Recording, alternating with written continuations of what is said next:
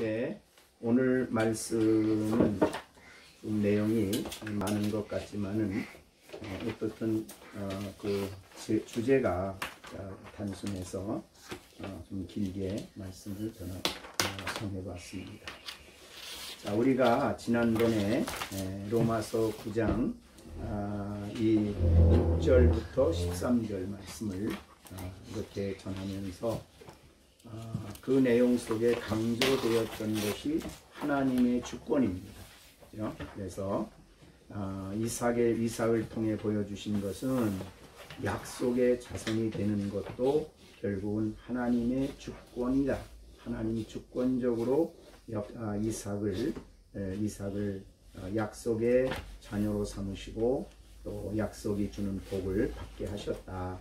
이게 이제 7절부터 10절입니다. 그런데 그 주권에 의해서 하나님의 약속에 참여한 이삭은 진정한 이스라엘이다. 참 이스라엘이라고 말이죠. 그래서 혈통적으로 이스라엘이기 때문에 이스라엘이 아니고 하나님의 언약 주권에 의해서 하나님의 언약 백성이 되어야 하나님의 진정한 아브라함의 자녀가 되고 아브라함이 받는 언약의 축복에 참여하게 된다. 그것이 이제 7절과 10절이었죠. 그 다음에 이제 9절이었습니다. 그 다음에 10절부터 13절까지는 하나님의 선택의 신비입니다. 선택도 결국은 전적인 하나님의 주권이고 하나님의 뜻에 의하여 되어진다. 그래서 11절에 보면 그 자식들이 아직 나지도 아니하고 무슨 선이나 악을 행하지도 아니한 때에 택하심을 따라 되는 하나님의 뜻이 행위로 말미암지 않고 오직 부르시는 이로 말미암아 이게 주권입니다. 오직 그분의 부르심에 의하여 선택을 받게 되는 것이다. 그들이 선을 행하거나 어떤 착한 사람이거나 아니면 선한 사람이거나 그런 악을 행했거나 이런 거와 아무 상관없이 하나님은 그의 기뻐하신 뜻에 따라 주권적으로 사람을 선택한다. 이것이 이제 주권에 대한 이야기입니다. 이 주권은 하나님 외에는 없습니다. 이것은 하나님의 절대 주권이라고 그러죠. 하나님의 절대 주권이다. 그리고 이 주권은 영원한 것입니다. 그래서 이 에베소서 1장 4절에서도 창세전에 그리스도 안에서 우리를 택하사 그 기쁘신 뜻대로 우리를 예정하사 이제 하나님의 절대 주권에 대한 이야기를 강조해서 말씀했습니다. 그러니까 이것은 앞에 일어났던 문제에 대한 답입니다. 그것은 뭐냐면 왜 오늘날 이스라엘 사람들이 아직도 예수를 믿지 않고 그리스도 밖에 있습니까? 그랬더니 바울이 하는 말이 혈통적으로 이스라엘 사람이 다 성경이 말하는 이스라엘 사람이 아니다. 거기는 전적으로 하나님의 주권에 의하여 약속의 자녀가 된 사람 그리고 하나님의 주권에 의하여 선택받은 사람만이 참 이스라엘이다. 이런 이야기를 연결해서 하신 겁니다. 그래서 하나님의 주권에 대해서 강조를 하니까 반대하는 사람이 생길 수가 있어요. 그 주권의 교리에 대한 반박입니다. 그래서 주권의 교리에 대한 반박을 예상하고 바울 사도가 이제 이 문제를 거론한 것입니다. 그것이 이제 오늘 14절 말씀부터 24절 말씀까지 내용이 되겠습니다. 자, 그러면 우선은 14절부터 18절까지가 우선 하나의 반박에 대한 설명이 되겠어요. 반박은 뭐냐? 14절이고 또 19절부터 24절에서는 19절이 반박입니다. 자, 그러면 이제 두 개의 반박이 나와요. 그러면 1차적으로 14절에 이런 반박을 할 수가 있어요. 하나님이 절대 주권으로 언약에 참여하게 하시고 또 약속에 좀 선택을 하셔서 하나님의 좀 참 이스라엘이 되게 하신다. 이러니까 이제 무슨 반박이냐면 14절의 반박이에요. 자, 14절에 보니까 그런즉 우리가 그러면 무슨 말을 할까? 하나님께 불의가 있느냐? 이렇게 하나님께 불의가 있느냐? 그랬더니 바울이 그럴 수 없다 이렇게 얘기했어요. 그러니까 선택 교리에 대해서 반박할 수 있는 여지가 뭐냐면 어떤 사람은 왜 택하고 어떤 사람은 버리냐? 그럼 하나님이 불의한 거냐? 이런 말 얘기예요. 공평하지 못한 게 아니냐? 그런 말입니다. 우리가 볼 때도 다 선택하든지 아니면 뭐 다 버리든지 하지 왜 누구는 선택하고 누구는 버립니까? 그건 하나님 부당합니다. 불공평합니다. 불의합니다. 이렇게 말할 수 여지가 있다 이 말이죠. 이것은 이제 그 하나님의 절대 주권, 구원과 관련한 주권에 대해서 사람들이 반박을 할 수 있는 그런 생각입니다. 자, 여러분은 어떠세요?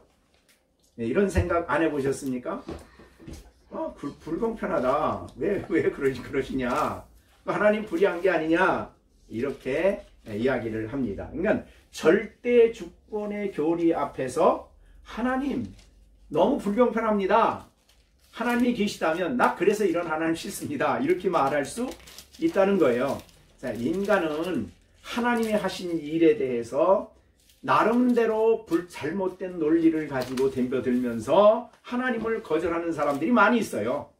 특히 이제 뭐 좀 철학적인 생각을 하는 사람이나 이런 사람들이 유명한 현대 버트란드 러셀은 예수님이 가다가 이제 무화과 나무가 열매가 없으니까 저주를 하셨죠. 그랬더니 뿌리째 말랐어요. 그랬더니 러셀은 무슨 얘기했냐면 이런 잔인한 사람이기 때문에 나는 평생 예수를 안 믿겠다 그러고 무신론자로 살았어요. 그래서 무신론자로 살다 무신론자로 갔어요. 유명한 러셀이 그렇습니다.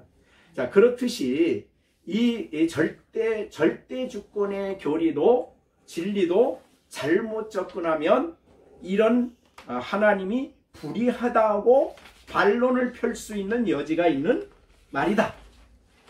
이해가 되시죠? 그래서 이제 14절에 하나님께 불의가 있느냐? 그러니까 바울이 하는 말은 그럴 수 없다. 이렇게 답변을 하는 거예요.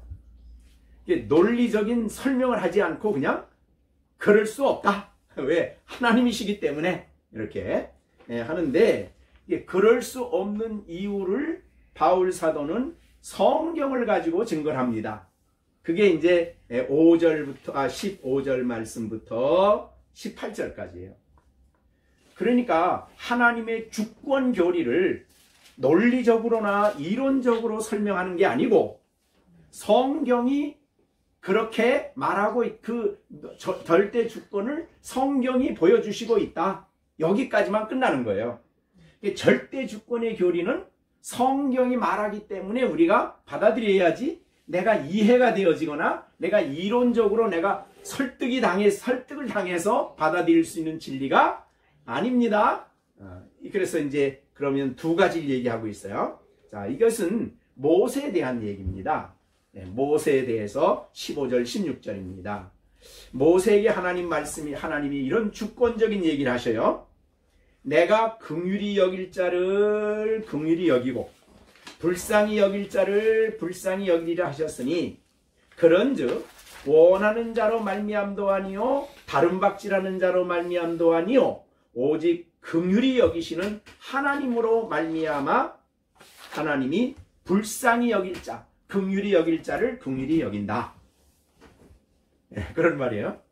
자, 그러면 우리가 이 말씀을 보게 될 때에 왜 누구는 긍휼히 여기고 누구는 긍휼히 안 여깁니까? 그러면 하나님이 뭐라고 말씀하시냐면 내가 하고 싶어서 했다. 그게 이제 하나님 답변이에요. 모세에게 이 말을 했어요.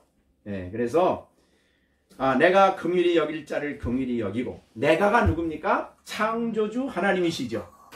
영원하신 하나님이셔요. 그래서 그분에게는 불의가 없으셔요. 그분에게는 이미 우리가 이 불의가 없음에 대해서 앞에서 우리가 잠깐 말씀한 내용이 있어요. 하나님의 그 내용에 대해서 말하면서 하나님이 만약에 불의하시다면 어떻게 심판을 할 수 있느냐 이렇게 앞에서 우리가 이제 말씀한 내용인데요. 일단 하나님은 절대 주권을 가지고 긍휼히 여길 자를 긍휼히 여기신다. 이것이 이제 15절 16절. 그러니까 이게 바로 주권에 대한 성경의 답변이다. 그런 말이죠. 그 다음에 이제 반대로 이제 버림받은 자입니다. 자, 17절에 성경이 그렇게 말한다는 거예요. 바로에게 이르되 내가 이 일을 위해서 너를 세웠다. 그 일이 뭐냐면 너로 말미암아 내 능력을 보이고 내 이름이 온 땅에 전파되게 하려 함이라. 그러니까 이 바로를 하나님이 그렇게 완고하게 만들어 주신 이유가 있어요. 완고하게 되지 않고 만약에 그 모세를 보내서 야, 내 백성 내놔 그랬더니 바로가 너무 마음이 좁아가지고 예 가져가세요 그러고 내줬어요? 안 내줬죠. 또다시 들어가서 내 하나님 백성을 내놔라. 안 내놓으면 가만히 안 둔다. 그랬더니 그 마음이 더 안악해져가지고 야 하나님이 뭐냐? 나 그 하나님 모른다. 막 이렇게 덤벼들잖아요. 그게 완고해지는 거죠. 그러니까 한 번, 두 번, 세 번 하다 안 되니까 그러면 이제 재앙을 내리겠다. 그래서 이제 재앙이 시작이 됩니다. 재앙이 시작이 되는데 한 번 재앙 받고 두 번, 세 번, 그 정도 되면 손들어야 되는데 네 번, 다섯 번, 여섯 번, 일곱 번 안 돼. 계속해서 나중에는 이제 뒤에 가서는 바로가 이제 뭐 개구리 재앙을 내렸다. 그랬을 때 출애굽기 8장에 보면은 막 개구리가 막 썩어가지고 숨을 쉴 수가 없어 사람들이. 그러니까 모세를 불러가지고 빨리 와 빨리 이제 내 가라 이렇게 얘기를 해놓고는 그 이제 하나님께 기도해서 그 재앙을 다 없애주니까 출애굽기 8장 15절에 바로가 숨을 쉴 수 있게 됨을 보고 그 마음이 또 안악해져 가지고 또 아까 모세와 약속을 또 버려요. 그러니까 그렇게 계속하면서 아홉 번째까지 계속하면서 하나님 능력이 나타났죠. 하나님이 뭐 재앙도 내리시고 이런 재앙 저런 재앙을 통해서 하나님의 능력의 위대하심이 드러났어요. 근데 마지막 10번째 재앙에 손을 들지요. 그것은 바로 장자를 치는 자. 첫 번째 난 자를 하나님이 죽이시는 거죠. 그런 오랫동안 인내하고 참고 또 기회를 주시고 또 기회를 줬지만 마음이 계속 완고해져 가지고 하나님 말씀을 안 들었어요. 네. 그래서 하나님이 바로를 세우신 이유는 그 바로를 통해서 하나님의 능력을 보이고 또 이 세상에 복음이 전파되는 곳, 그러니까 성경이 전파되죠. 복음이 쓰여진 성경이 전파되는 곳에는 바로의 이야기가 어디 가든지 들려요. 땅끝까지 이르러. 그래서 하나님의 구원의 역사는 전적으로 이스라엘의 능력이 아니고 하나님의 능력이다. 그래서 복음은 바로 이 출애굽을 통해 복음을 설명하지요. 그래서 오늘 본문에 말하기를 성경에 바로에게 이르되 내가 이 일을 위하여 너를 세웠는데 곧 너로 말미암아 내 능력을 보이고 내 이름이 하나님의 위대하신 이름이 구원자이신 이름이 온 땅에 전파하기 위해서 내가 바로를 세웠다. 바로는 버림받은 자예요. 그런데도 바로를 세우셨어요.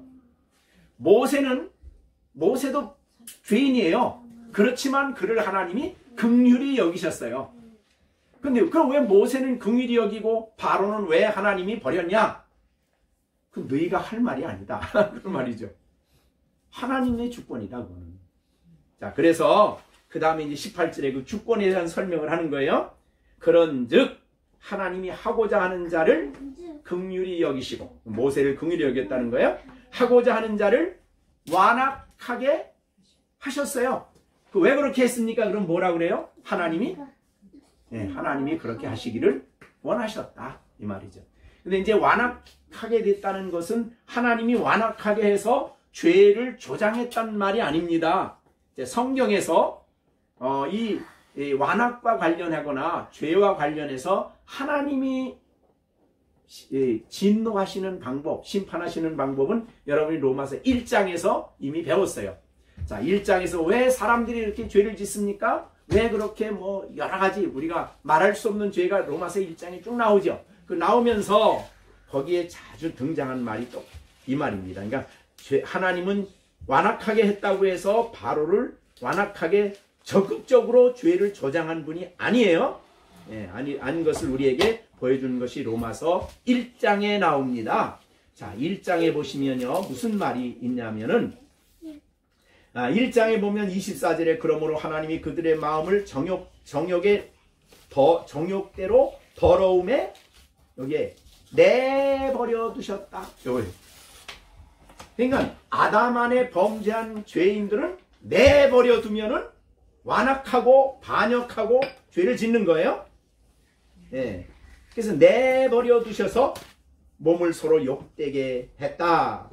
예. 그 다음에 26절에 하나님께서 그들을 부끄러운 욕심에 내버려 두셨으니는 그들이 자녀들로 여자들로 순리를 쓸 것을 영리로 바꾸며 그와 같이 남자들로 순리로 여자 쓰기를 버리고 서로 향하여 정욕이 불릴 듯함에 남자가 남자로 더불어 부끄러운 일 하는 거죠. 이게 이제 오늘날 무서운 이제 동성애지. 근데 동성애 왜 하느냐? 왜 하느냐면 아담 안에 부패한 죄인이기 때문에 그냥 하나님이 내버려 두시면 그런 죄를 짓게 된다 이 말이죠. 자, 그게 이제 그 다음에 28절 또한 그들이 마음에 하나님 두기를 싫어하며 하나님께서 그들을 그 상실한 마음대로 내버려 두사 합당치 못한 일을 하게 했으니 그 모든 불의, 추악, 탐욕, 악의가 가득한 자요 시기, 살인, 분쟁, 사기, 악독이 가득한 자요 수근수근 비방 뭐 이런 죄를 왜 진다고요? 아담 안에 본래 부패하고 타락한 인생이기 때문에 그냥 내버려만 두면 이런 죄를 짓는 거예요. 이게 전적 타락이에요. 그래서 전적으로 아담 안에서 태어난 인생은 전적으로 타락했기 때문에 하나님이 그냥 내버려 두면 자연스럽게 이런 일을 그냥 적극적으로 해요. 죄를 지어. 하나님이 죄를 조장한 게 아닙니다. 하나님이 바로를 완고하게 만드는 게 아니에요. 완고하게 하셨다는 의미는 하나님이 그냥 내버려 둔 거예요. 내버려. 적극적으로 은혜, 긍휼 베푸시고 적극적으로 은혜 주시는 것을 거두어 들이신 거예요. 그러니까 죄를 이렇게 지는 거예요. 왜 사람이 왜 그렇게 죄를 짓까? 이유는 전적 타락했기 때문이에요.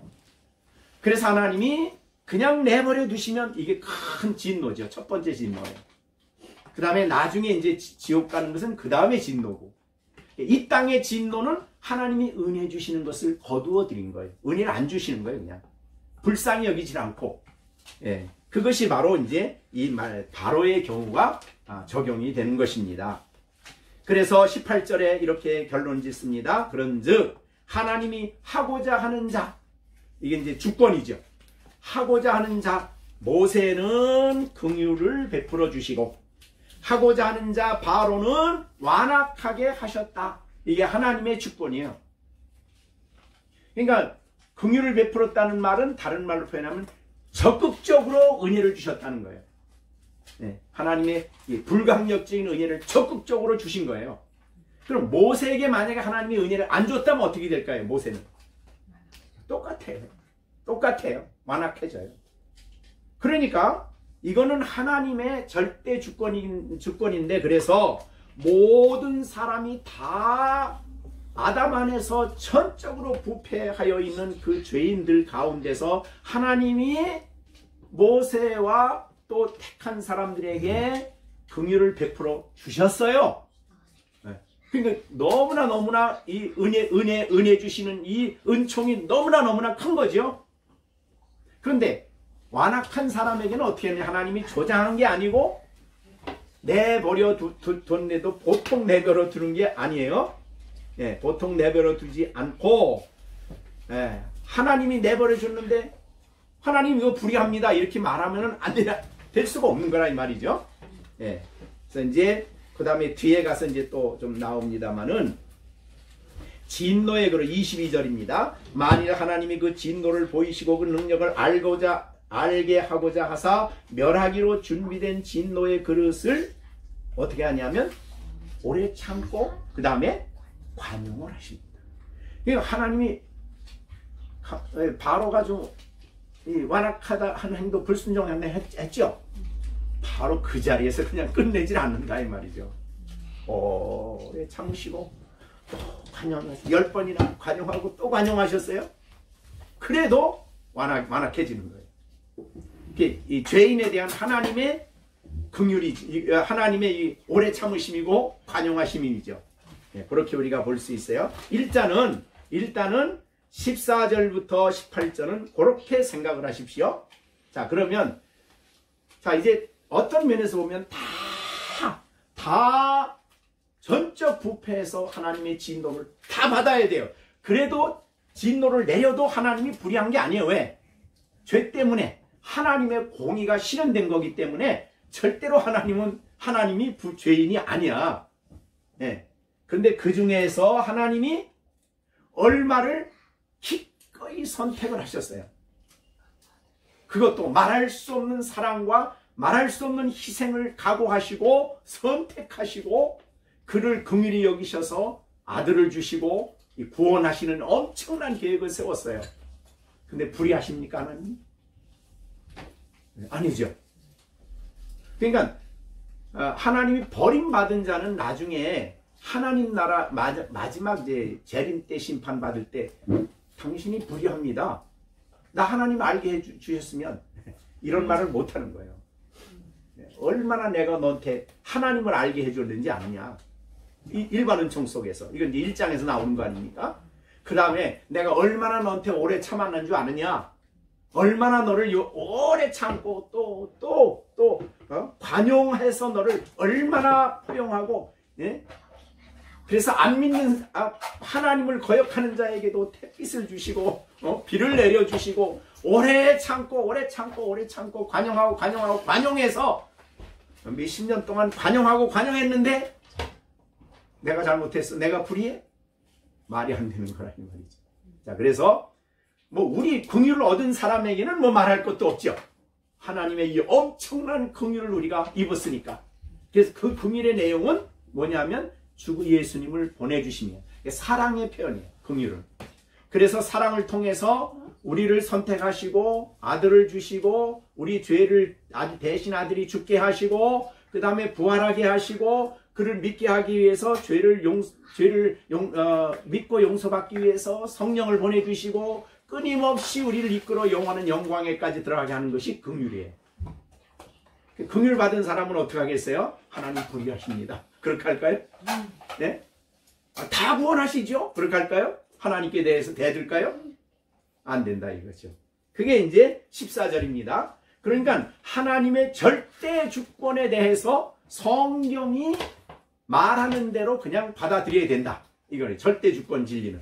그래서 이런 말이 있어요. 하나님의 절대 주권은 인간의 이해라는 그릇으로는 도저히 담을 수 없는 깊고 넓고 길고 높은 하나님의 지혜다.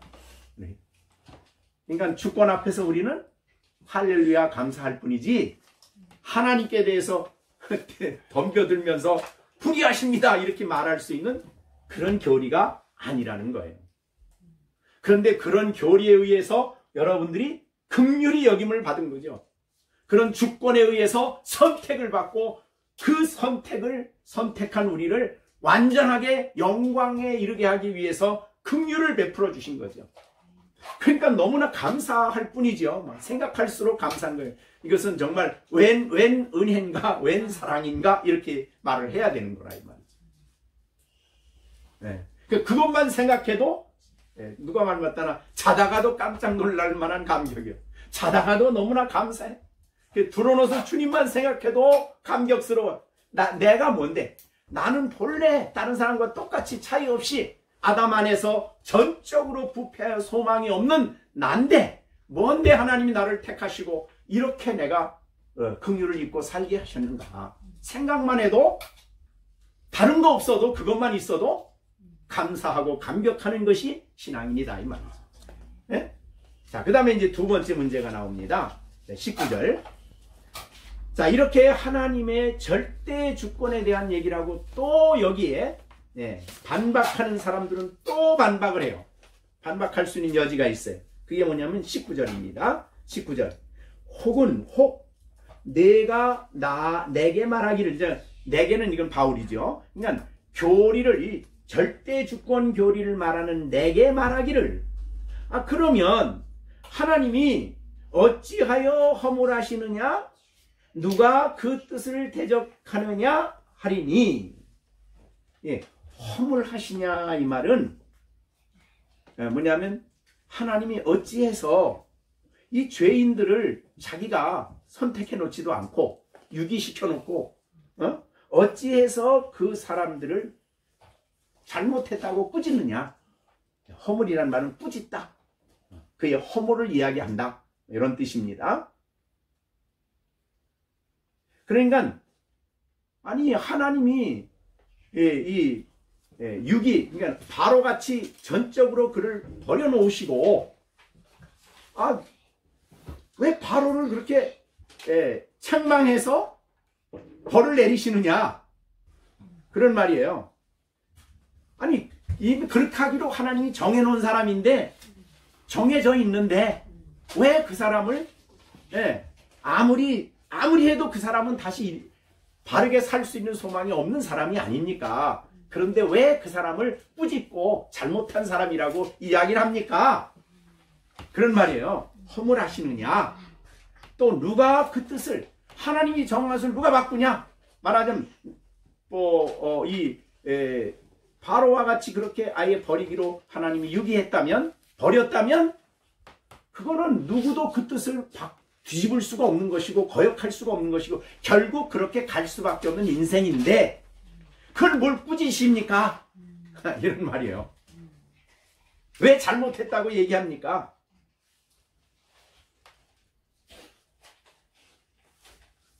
왜 내가 그렇게 그게 왜 어찌하여 하나님을 허물하는 것이 아니에요. 하나님이 유기된 자를 왜 꾸짖고 허물하십니까? 당신이 유기시켜놓고 그런 말이 되는 거죠. 이해가 되십니까? 자, 그러니까 그 다음에 이 문제에 대해서 바울이 20절에 이 말을 합니다. 이 사람아, 내가 누군데 감히 하나님께 반문을 해? 그러니까 이거는 창조주와 피조물 사이의 문제인데 어떻게 피조물된 인생이 하나님께 왜 이렇습니까? 왜 나를 이렇게 꾸짖으십니까? 이렇게 말할 수 있냐? 그런 말이에요. 그래서 이 사람아, 내가 누구이기에 감히 하나님이 한 사람, 아니면 하나님이 버린 이 선택과 유기를 행하신 그 하나님을 내가 누군데 감히 하나님께 대하여 반문하느냐? 피조물과 창조주다. 너희는 하나님께 대해서 그렇게 말할 만한 위치에 있는 사람이 아니다. 이런 뜻이죠. 그래서 반문하느냐? 지음을 받은 물건이 지은 자에게 어찌 나를 이같이 만들었느냐? 말하겠느냐? 그래서 왜 나를 이렇게 만들었습니까? 라고 말할 수 있냐 이 말이죠. 그거는 말이 해서는 안 되는 말이라 이 말이죠.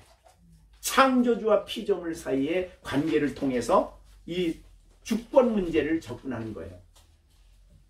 그러니까 하나님의 주권 문제는 창조주와 피조물로 접근을 해야지 인간의 이론으로 아니면 나의 생각으로 접근해서는 안 된다. 그런 말이죠. 그 다음에 또 하나 있어요. 이제 21절에. 이제 20절 가지고도 조금 좀 부족하니까 하나 더 하는 겁니다. 아니, 토기장이가 진흙 한 덩이로 귀 쓰는 그릇을 만들고 하나는 천이 그릇을 만들 권한이 없냐? 그러니까 하나님은 창조주이기 때문에 그럴 수 있는 권한이 하나님께 있다는 거예요. 야, 좀 이런 권한을 가진 하나님이 여러분을 긍휼을 주시기로 정했다는 게 이게 얼마나 엄청난 복이죠, 우리에게는. 그죠? 그래서 토기장이가 진흙 한 덩이로 하나는 귀 쓰는 그릇, 하나는 천이 쓰는 그릇을 만들 권한이 없느냐? 그 말은 권한이 있다는 뜻이죠. 그죠? 하나님은 토기장이의 비유가 될 만한 분이 아니에요. 하나님은 창조주의 창조주. 그분이 한 일에 대해서, 주권적인 행위에 대해서 왜 그렇게 만들었습니까? 이렇게 말할 수 있는 인간은 그런 권한이 없다는 거예요. 철저하게. 자, 그럼 우리도 사실은 하나님의 이 주권에 대해서 대할 때는 그는 창조주 되시며 나는 피조물됨을 잊지 않아야 돼요. 이거 잊어버리면 이제 버릇없이 구는 거죠. 하나님께 대해서 어떤데 왜 나는 이렇고 왜 나는 이런 일 당하고 왜 쟤는 저렇고 그렇게 하나님께 덤벼드는 일을 해서는 안 되는 이유는 하나님은 창조주가 되시고 우리는 피조물이기 때문이다. 그런 뜻이죠. 자, 그 다음에 이제 그러면서 그 다음에 이제 아주 중요한 말씀을 또 하십니다. 자, 그 다음에 이제 그 22절을 같이 한번 더 읽어보겠습니다. 같이 읽겠습니다. 22절은 시작. 하나님이 그 진노를 보이시고 그 능력을 알게 하고자 하사 멸하려고 준비된 진노의 그릇을 오래 참으심으로 관용하시고. 예, 자, 진노의 그릇이란 말이 있어요. 22절에 만일 하나님이 그의 진노를 보이시고, 진노는 하나님의 공의로운 진노지 무자비한 진노가 아닙니다. 하나님의 공의로운 공의가 나타난 게 진노예요. 진노를 보이시고 그의 능력을 알게 하고자 하사 멸하기로 준비된 진노의 그릇을, 이게 이제 앞에서 비유한다면 바로예요, 바로. 그죠? 그 그릇을 오래 참으심으로 관용하셨다. 이거는 하나님이 모든 인생에 대해서 하나님의 오래 참으심과 관용이 있습니다. 그래서 이 못된 정권 권력자들 그냥 하루아침에 하나님이 그냥 싹 쓸어버리시면 어떨까? 그렇게 우리가 생각하는 것은 그건 우리의 생각이에요. 하나님은 오래 참으시고 때가 될 때까지 관용하고, 관용이란 말은 받아주고 있다 이 말이죠. 그러나 이제 참는 게 이제 때가 되면 한계가 오셔서 하나님이 이제 달아보신다 그러는데, 하나님의 때가 될 때까지 달아보시다가 다 찼으면 그때 이제 하나님이 내리시는 거죠. 그러니까 진노의 그릇으로 준비된 자도 하나님께 대해서 나중에는 하나님 잘못했습니다, 하나님이 너무합니다, 이런 말을 할 수가 없습니다. 너무나 그동안에 나를 오래 참으시고 관용해 주신 것을 그때 가서 알기 때문에 그래요. 그 다음에 23절, 또한 영광 받기로 예비하신 바 긍휼의 그릇에 대하여, 여기에 영광 받기로 예비하신 바 긍휼의 그릇, 긍휼의 그릇은 아까 앞부적에서 긍휼을 베풀 자에게 긍휼을 베푼 그 사람이죠. 그러니까 긍휼의 그릇에 대하여 그 영광의 풍성함을 알게 하고자 하셨을지라도 무슨 말 하리요? 그러니까 앞에서는 뭘 알게 하냐면 하나님의 능력을 알게 하고, 또 긍휼의 그릇을 통해서는 뭘 알게 해요? 그 영광의 풍성함을 알고자 하셨어요. 자, 이 두 가지를 하셨는데 무슨 말 하리요? 그 말은 왜 누구는 진노의 그릇이고 왜 누구는 긍휼의 그릇입니까? 이렇게 말할 수 있냐 이 말이죠. 없다 그 말이죠. 그건 전적인 하나님의 주권이다 그 말이죠.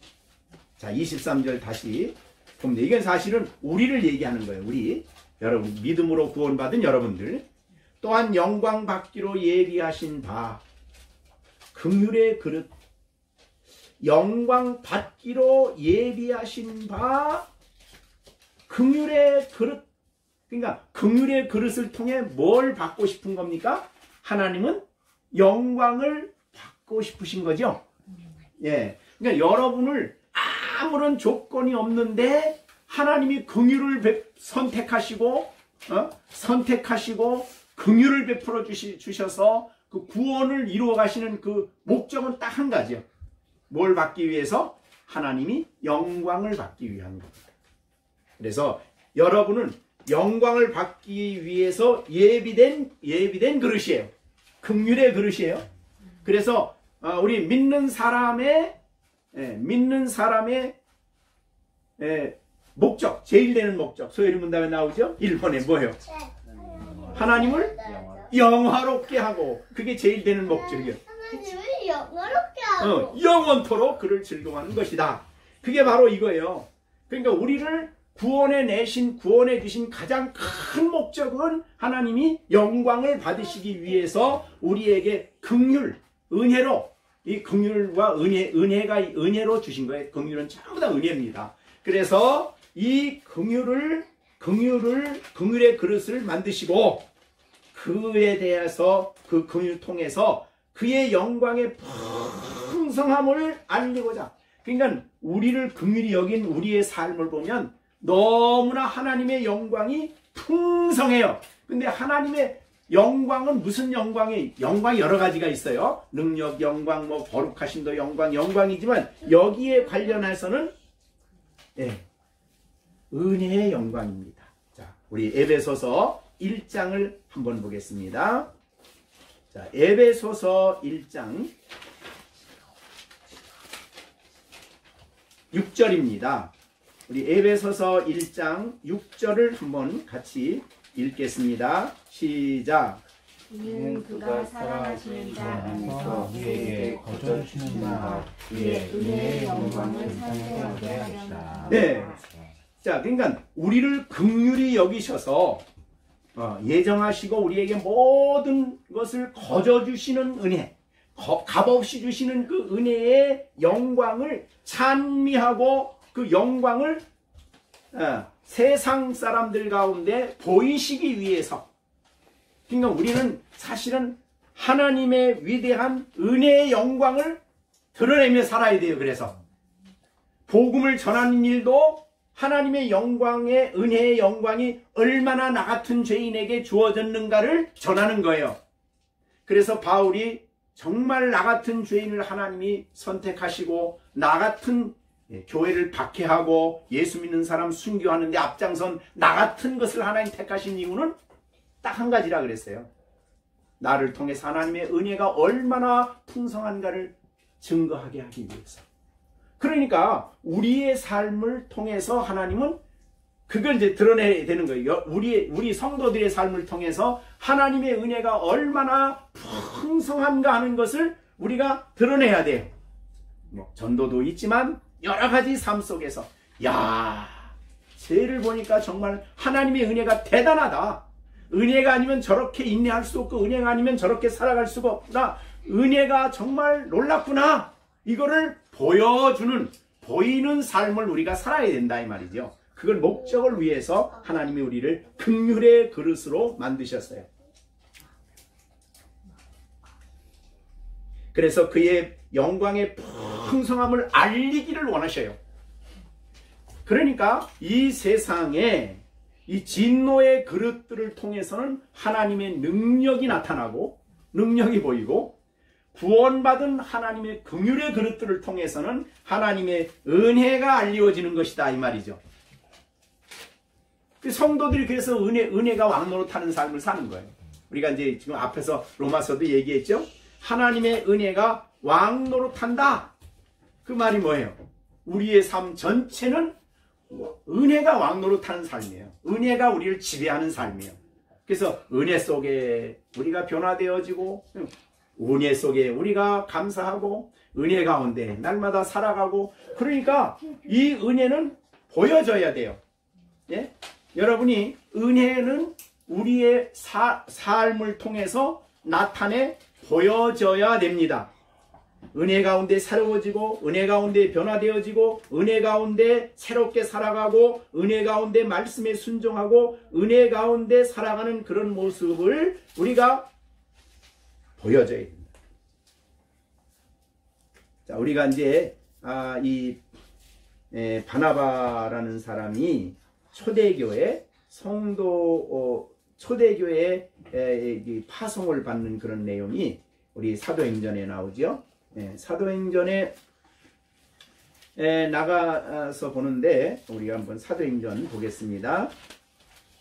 바나바가 이제 그 안디옥에 도착을 합니다.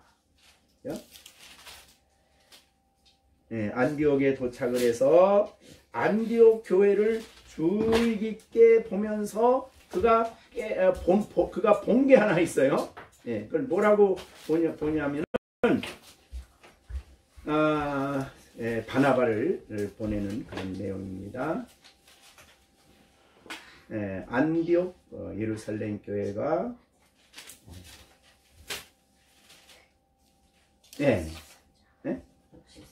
13장에 은혜를 받다 그런 제목 그런 말씀이 있는데 얼른 제가 밤빌리아 앞시리 안독에 들어가 큰 권능 광야 만났어요. 하나님이 약속하신 대로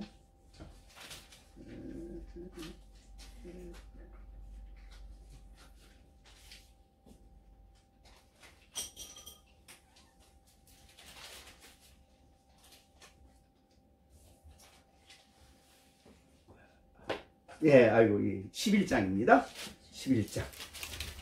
그때 스데반의 일로 일어난 환란으로 말미암아 흩어진 자들이 베니게와 구브라와 안디옥까지 이르러 유대인에게만 말씀을 전하였는데 그러고는 예루살렘 이제 안디옥에 믿는 사람들이 있다는 소식을 듣고 22절 같이 읽습니다. 예루살렘 교회가 이 사람을 소문을 듣고 바나바를 안디옥까지 보내니 그가 이르러 하나님의 은혜를 보고 기뻐하여 모든 사람의 굳건한 마음으로 주와 함께 머물러 있으라 보냈다. 교회 가서 가만히 보니까 은혜가 보여.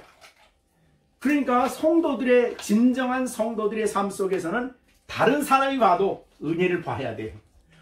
이 사람 안에는 하나님의 은혜가 역사하고 있구나. 은혜는 보여줘야 됩니다. 그러니까 그가 우리가 은혜 그럼 세 가지죠. 은혜 그럼 이미 그 전에 제가 한번 얘기했어요. 뭐가 세 가지? 첫째는 구원과 관련해서 값없이 받은 은혜. 그 첫 번째죠.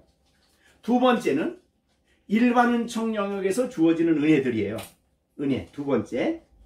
그 다음에 일반 은총은 뭐 비가 오고 눈이 오고 밥 먹고 마다 일하고 이런 게 다 은혜와 관련되어 있어요. 그 다음에 세 번째는 하나님의 말씀을 순종하도록 성령이 그 마음에 말씀을 깨닫는 감동을 주신 거예요. 감동. 마음의 감화, 감동. 그리고 이 감동을 받게 되면 하나님 말씀을 적극적으로 순종해 나가요. 그러면 지금 말하는 보이는 은혜는 뭐냐? 바로 이겁니다. 그래서 말씀을 듣고 은혜를 깨닫고 설교를 듣고 은혜를 받는 사람들은 그 은혜에 크게 감동이 되고 복음에 감동이 되고 막 역사가 일어나서 그 감동된 은혜를 그 감동은 강력한 감동은 의지적인 순종을 할 수 있는 힘이에요. 감동은 생각의 감동, 우리 감정의 감동은 영적 감동은 말씀을 순종하는 강력한 힘입니다. 그래서 순종을 하는 모습이 보였다 이 말이죠. 그래서 안디옥 교회에 가서 여기는 은혜가 있구나 그렇게 보게 된 거예요. 자, 이거를 알리시기 위해서 긍휼의 그릇을 하나님이 만드셨다 그랬어요. 그러면 여기에 이제 24절에 가서 24절 우리 한번 같이 한번 읽겠습니다. 23절 했지요. 긍휼의 그릇. 24절을 같이 읽겠습니다. 시작. 이 그릇은 우리니 곧 유대인 중에서뿐 아니라 이방인 중에서도 부르신 자니라. 그러니까 지금 앞에서 긍휼의 그릇에 대해서 이야기한 다음에 지금 이제 24절에서는 뭐를 말하고 있는 겁니까? 그 긍휼의 그릇이 누구인가를 얘기하고 있어요. 그죠? 예, 어떤 사람인가를 말하고 있어요. 긍휼의 그릇이 24절에 보니까 이 그릇, 긍휼의 그릇이죠. 우리다. 우리다. 이렇게 얘기했어요. 바울이 우리라 그러면 바울을 포함해서 이제 당시의 그 교회인데요. 그럼 이 우리가 도대체 누구냐라고 말할 때 둘이에요, 둘.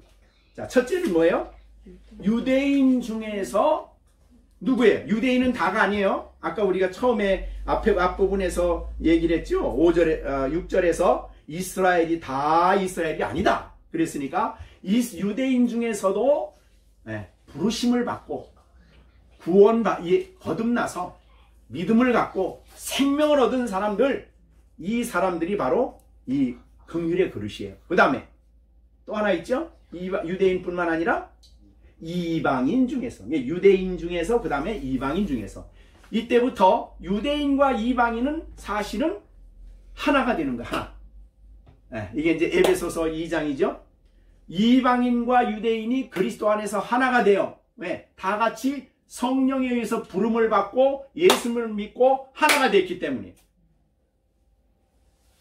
여기에 불렀다는 것은 외적 부르심을 말하는 게 아니에요. 전도했다 이런 뜻이 아니고 성령이 그 내적으로 그들 마음속에 역사하셔서 그리스도께로 그를 부르신 거예요. 그래서 예수님을 왜 필요한지 자기의 죄를 깨닫게 하시고 예수님을 영접하게 하시는 그분을 바로 성령이 하신 거예요. 그래서 여기에 유대인 중에서뿐 아니라 이방인 중에서도 아무나가 아니에요. 하나님이 택하시고 때가 되매 부르신 자다. 부르심 받은 자죠. 이 사람이 바로 긍휼의 그릇이에요. 이 사람을 통해서 하나님은 은혜의 영광의 풍성함을 드러내기를 원하시는 거죠.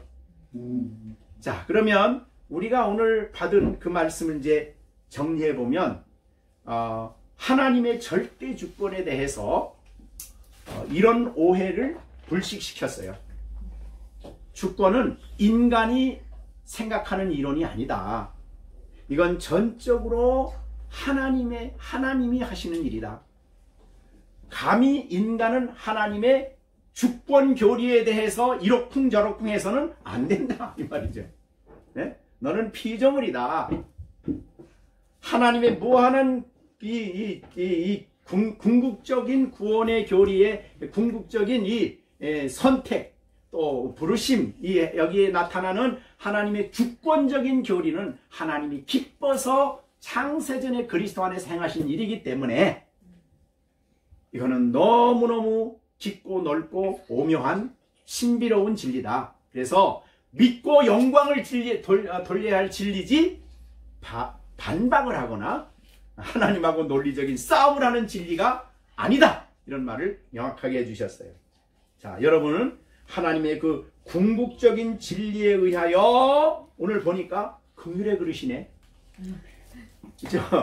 우리 정집사님도 긍휼의 그릇이고 긍휼의 그릇이에요. 그죠?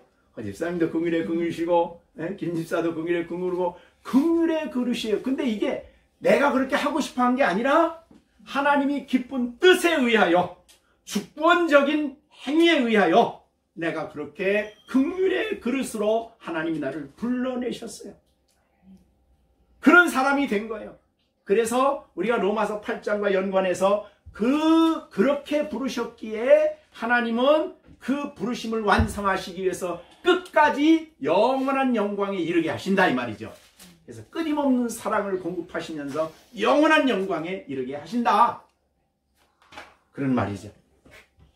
그래서 오늘 설교의 제목이 뭐냐면 하나님의 주권은 정당하다. 이 주권 교리를 놓고 하나님 불의하십니다 라든가 하나님 왜 남한테 잘못했다고 딴 사람을 이렇게 비평하십니까? 악평하십니까? 이런 말 해서는 안 된다. 너는 피조물이고 하나님은 창조주시다. 그런 말로 오늘 이 주권 교리를 마지막 설명하고 있습니다. 자, 우리가 이 하나님의 절대 주권에 의해서 웬 은혜인가, 웬 사랑인가, 웬 은총인가, 여러분이 긍휼의 그릇으로 택함을 받았으니 우리는 날마다 날마다 은혜를 드러내기 위해서, 영광을 보여주기 위해서 우리를 불러냈으니 하나님께 영광 돌리는 삶을 살아야 되고, 은혜를 보이는 삶, 순종하는 삶을 살아가는 우리의 삶이 돼야 되겠습니다. 그러니까 사실은 순종도 은혜가 없으면 안 돼요. 우리가 이제 계속 앞에서 배운 거죠. 은혜가 왕노릇해야만 순종이 가능한 거예요. 그래서 성령이 우리 안에 끊임없이 은혜를 공급해 주셔서 순종하도록 강력한 감동과 감화를 우리에게 날마다 주시니까 우리가 성경을 가까이 해야 돼. 그래서 하나님께 가까이 나가서 말씀을 한번 듣고 끝나지 마시고 내게 감동이 되도록 또 씻고 또 묵상하고, 그래서 이스라엘 민족의 그 민족 중에 이 정결한 짐승은 뭐냐면, 먹을 수 있는 정결한 짐승은 되새김질을 해야 돼요. 되새김질 안 하면 안 돼요. 그럼 되새김질은 뭐냐? 먹은 것을 일단 집어넣고 시간 나는 대로 또다시 개워서 또 씹어 먹어. 그래서 몇 번 해가지고 완전히 소화시켜서 속에 집어넣는 게 되새김질이에요. 그래서 믿는 성도들은 영적인 되새김질을 해야 정결한 하나님 백성답게 사는 거예요.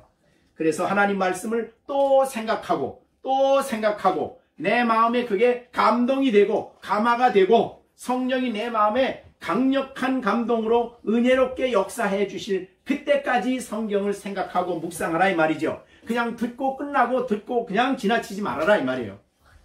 그래서 하나님 긍휼을 드러내며 하나님의 영광을 드러내며 살아가는 우리 귀한 성도들이 되어지기를 간절히 바랍니다. 기도하겠습니다.